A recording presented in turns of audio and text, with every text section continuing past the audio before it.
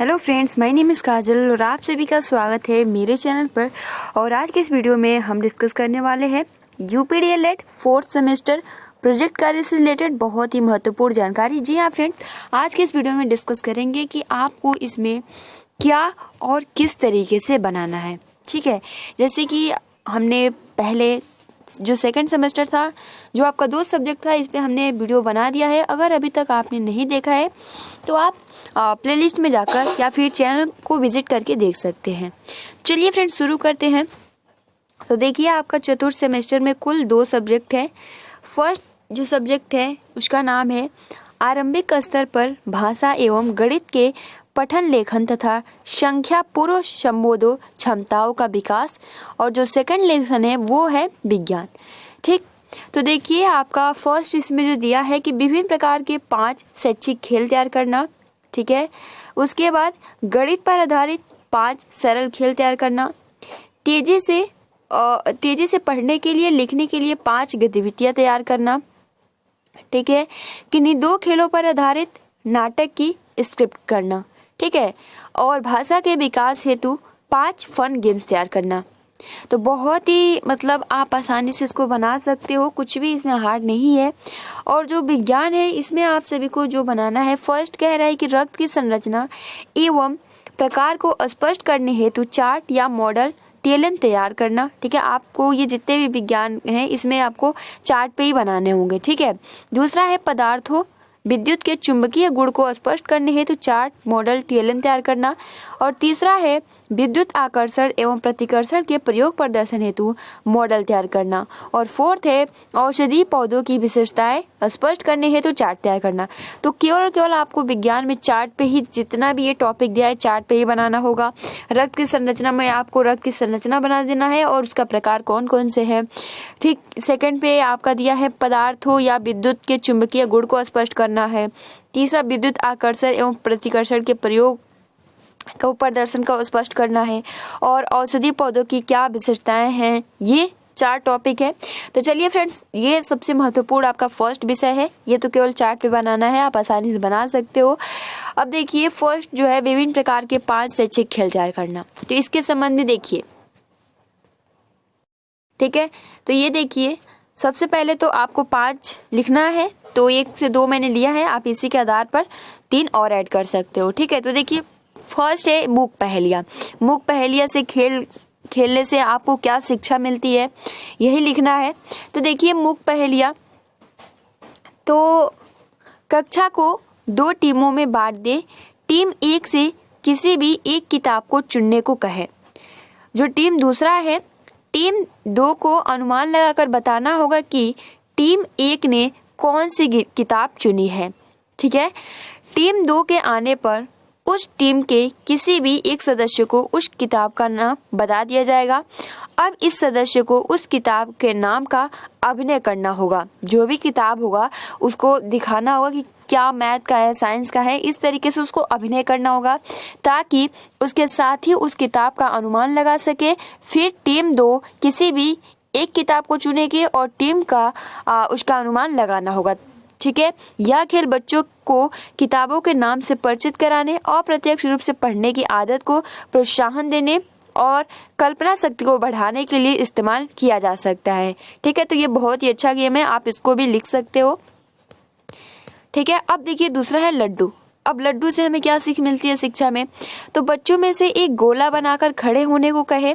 कोई भी एक संख्या चुन ले, मान लो कि 5। हर बच्चा एक एक करके संख्या बोले और जैसे ही 5वें बच्चे की बारी आए तो वह 5 के बजाय लड्डू कहे। ठीक है, 5 के सभी गुण, जो उदाहरण के लिए 10, 15, 20, 25, 30 आदि के लिए संख्या की जगह लड्डू ही कहे। जो भी बच्चा सचेत न रहते हुए लड्डू की बजाय संख्या बोल देगा वह खेल से बाहर हो जाएगा। इस खेल को अलग अलग संख्याओं के साथ कई बार खेला जा सकता है और इस खेल से बच्चों की सतर्कता की जांच तो होती ही है, साथ में यह विद्यार्थियों को किसी भी एक संख्या के गुणजों से भी, ठीक है, यानी मल्टीप्लिकेशन से भी परिचित कराता है। तो ये दूसरा हो गया। तो इसी तरीके से आपको फर्स्ट जो टॉपिक दिया है 5 ऐसे खेल पे आधारित गेम लिखना है। क्लियर? तो 2 मैंने बहुत ही आसानी से आपको बता दिया, और भी बहुत सारे गेम्स है, आप लिख सकते हो। अब देखिए दूसरा जो आपका टॉपिक था वो था गणित पे आधारित। ठीक है, गणित पे आधारित 5 सामान्य खेल बताइए। तो देखिए फर्स्ट है आपका गिनती व पहाड़े। ठीक है, तो इसमें आपको क्या करना है कि कक्षा के सारे बच्चों को एक गोले में बिठाकर किसी भी बच्चे से गिनती शुरू करवाकर क्रमवार आगे बोलना है। जो बच्चा गलत बोलता है वह इस खेल से बाहर हो जाएगा और अगला बच्चा फिर से शुरू करेगा। यह क्रम चलता रहेगा। जो बच्चा ध्यानपूर्वक गिनती बोलेगा और आउट नहीं होगा वह विजेता होगा। और यही खेल पहाड़े बोलकर भी खेला जा सकता है। इस खेल में एकाग्रता का बहुत महत्व है और सब बच्चों को ध्यानपूर्वक सुनना है कि उसका पड़ोसी क्या बोल रहा है। अब देखिए दूसरा जो खेल है वो है जोड़ व बाकी। बच्चों को सर्किल में बिठाकर कोई एक संख्या बोलेंगे, यह बताएंगे कि उसमें कितने जोड़ने हैं। मिसाल के तौर पर हमने संख्या 4 बोली और उसमें 3 जोड़ते हुए आगे बढ़ना है। जो बच्चा गलत बोलेगा वो खेल से बाहर। इसी तरह घटाने का खेल भी खेल सकते हैं। मान लो 57 बोली, उसमें से 2 घटाते हुए बोलना है, तो सही बोलेगा खेल में बना रहेगा और जो गलत बोलेगा वो खेल से बाहर हो जाएगा। तो ये भी हो गया। ठीक है, तीसरा है विभाजित होने वाली संख्या पर आगे बढ़ो। विभाजित होने वाली संख्या पर आगे बढ़ो। अब देखिए विभाजित होने वाली संख्या पर आगे बढ़ो या गुड या क्या फर्क पड़ता है, आदि शब्द बोलना है। उदाहरण के लिए 4 से विभाजित संख्या नहीं बोलनी है, मतलब कि 4 से वो उसका भाग न जाए, वो ऐसी संख्या नहीं बोलना है। बच्चे से 1 2 3 बोलेंगे, 4 आने पर वो आगे बढ़ो बोला जाएगा, अगला 5 बोलेगा। इस प्रकार खेल में बहुत ही आनंद आता है। ध्यान आकर्षण के साथ सहज भाव से बालक किसी भी संख्या से विभाजित होने वाली संख्या को सीख जाता है। चौथा जो गेम है वो है ज्यामितीय आकृतियां। तो ज्यामितीय आकृतियों को पहचानने का भी एक खेल बच्चों को खिलाता हूँ, मतलब कि किस तरीके से। ठीक है, तो पहले कक्षा में बच्चों को कोण, त्रिभुज, आयत, वर्ग, वृत्त, बेलन बताकर समझाकर फिर इस पर आधारित खेल खिलाता हूँ। एक गोल बनाकर उसमें कोण, त्रिभुज, आयत, वर्ग, वृत्त, गोला आदि बनाकर बच्चों को गोले में चारों ओर दौड़ाने के लिए कहा जाता है। फिर बोला जाता है कि आयत त्रिभुज में 2 3 या 4 छात्र खड़े होंगे। जो बच्चे पहचान कर इन आकृतियों में खड़े हो जाते हैं वे खेल में बने रहते हैं और दूसरी आकृतियों में खड़े होने वाले खेल से बाहर हो जाते हैं। जहां यह खेल आनंददायी है वहीं पर ज्यामितीय आकृतियों की पहचान करने में बड़ा कारगर है।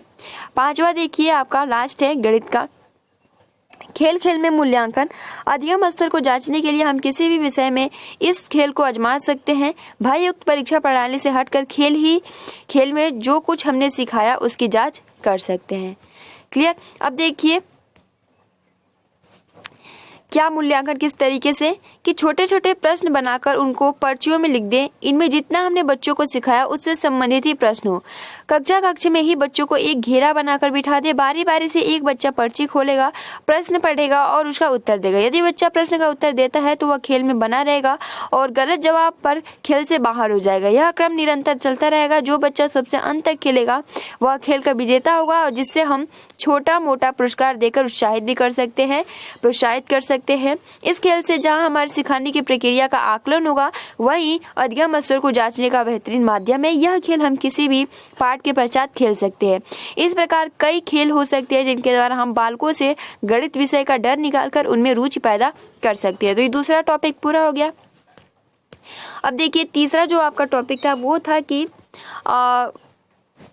जल्दी से जल्दी उसका मतलब वो कैसे पढ़े और किस तरीके से लिख सकता है, यही तीसरा टॉपिक था। तो आप यहाँ से लिख सकते हो कि बच्चों से जुड़ने के माध्यम की बात हो रही है और बाल गीत का जिक्र न हो तो बात अधूरी एवं निर्जीव सी लगती है। बाल गीतों के लय और सुर के कारण उन्हें याद रख ठीक है, तो बाल गीतों के लय और सुर के कारण उन्हें याद रखना सरल होता है और इससे विषय वस्तु के साथ साथ भाषा व बोली के विकास में मदद मिलती है। उदाहरण के लिए जैसे कि मान लीजिए इससे क्या होगा ना, उनका जो पढ़ने की स्पीड है वो बढ़ सकती है। जैसे कि मान लीजिए कविता है तो कविता वो बहुत ही तेजी से पढ़ते हैं। तो एग्जाम्पल के लिए, धमक धमक आता हाथी, धमक धमक जाता हाथी, कितना पानी पीता हाथी, भर भर सूर नहाता हाथी। या मैं तो सो रही थी, मैं तो सो रही थी, मुझे कुत्ते ने जगाया, बोला भो भो भो। मैं तो सो रही थी, मैं तो सो रही थी, मुझे बिल्ली ने जगाया, बोला म्याऊ म्याऊ। अब देख सकते हो इस कहानी के थ्रू जो बच्चे होते हैं ना, वो बहुत ही जल्दी याद कर लेते हैं और जो उनकी पढ़ने की स्पीड होती है वो ऐसे ही बढ़ जाती है। मतलब अगर उनको कविता या रोचक कुछ अच्छा कहानी सुनाया जाए तो वो पढ़ सकते हैं। देखिए, और अभ्यास भी होना चाहिए। अब देखिए लिखावट, तो देखिए लिखावट पर ध्यान दे। जिन बच्चों का दिमाग पढ़ने और समझने और याद करने में तेज होता है, उन्हें इसके साथ साथ अपने लेखन पर भी ध्यान देना चाहिए। सेकंड जो स्टेप हो जाएगा, लिखने की रोज प्रैक्टिस करें। टिप 3, लिख कर याद करें। टिप 4, टाइम मैनेजमेंट करें। और टिप 5, अपने लिखने पर भरोसा रखें। तो ये कुछ पॉइंट्स है, बस आप इतने लिख देना, ठीक है। तो यहाँ आपका तीसरा पॉइंट भी क्लियर हो गया। अब देखिए आपका जो यही था कि खेल पर आधारित नाटक आप आई थिंक 2 लिखना है, मैंने 1 लिखा है, बहुत ज्यादा है, ठीक है। तो आप इसको अच्छे से लिख सकते हो कि साधु की शीख, पात्र परिचय, ठीक है, प्रधानाचार्य, मुख्य अतिथि। मतलब कि किस तरीके से नाटक, जैसे मान लो बच्चे करते हैं खेल पे आधारित नाटक, तो ये आपको लिखना है, ठीक है। तो अभी पूरा पढ़ूंगी तो बहुत ज्यादा टाइम लगेगा, ठीक है। तो जो मैं इसका PDF दे दूंगी टेलीग्राम पे, आप वहां से ज्वाइन होकर इसको ले सकते हो, क्योंकि बहुत ही बड़ा है और फिर थोड़ी दिक्कत होगी। अब देखिए जो आपका यहाँ से साइंस स्टार्ट हो गया, तो सबसे पहले तो साइंस में यही बोला है कि आपको रक्त संरचना बनाना है, ठीक है। रक्त संरचना में जैसे कि आपके सामने शो हो रहा है, आपको एक चार्ट खरीदना होगा और उसी पे ये बनाना होगा। जितने भी आपको साइंस में टॉपिक मिले हैं, आपको चार्ट पे ही बनाना होगा, क्योंकि वो सभी चित्र और चार्ट मॉडल पे बनाना है, ठीक है। तो आप ऐसा चित्र बनाकर और बता सकते हो कि व्हाइट ब्लड सेल्स का क्या है, प्लेटलेट्स क्या है, रेड ब्लड सेल क्या है। तो इस तरीके से आप दर्शा सकते हो। क्लियर। अब देखिए प्रकार कौन कौन सा है, तो आप सभी को पता है, blood O, blood A group, ठीक है, ग्रुप B। इस तरीके से आप चित्र दिखा सकते हैं। आपको प्रकार नहीं बताना है, आपको प्रकार दर्शाना है, यानी चित्र के माध्यम से, चार्ट के माध्यम से दिखाना है। तो आप इस तरीके से भी बना सकते हो, स्क्रीनशॉट लेकर और बना सकते हो, ठीक है। और भी जितने टॉपिक है आपको चित्र जैसे,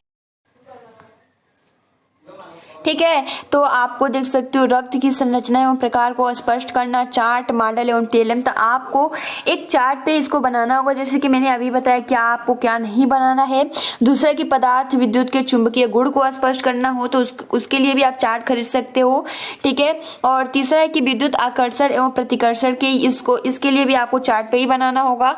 और चौथा है औषधि के लिए, तो आप आयुर्वेदिक यानी क्या उससे लाभ मिलते हैं, आप उसका फिगर बना के और साइड में लिख सकते हो चार्ट पर ही। तो ये पूरा पॉइंट्स आपको क्लियर हो गया होगा और आई थिंक कुछ तो हेल्प मिला ही होगा, ठीक है। आप सभी के बहुत ज्यादा कमेंट्स करने के बाद में मुझे ये वीडियो बनाना पड़ा और आपको बहुत ही हेल्प मिला होगा, ठीक है। तो गाइज ये जो PDF अभी जो मैंने आप सभी को शो किया था, आपको टेलीग्राम पे मिल जाएगा। टेलीग्राम से जुड़ने के लिए सिंपली आपको जो इसका लिंक है आपको कमेंट्स बॉक्स में मिल जाएगा, ठीक है। तो गाइज आज के लिए इतना ही, मिलते हैं अगली वीडियो में। तब तक के लिए thanks for watching, take care and best of luck.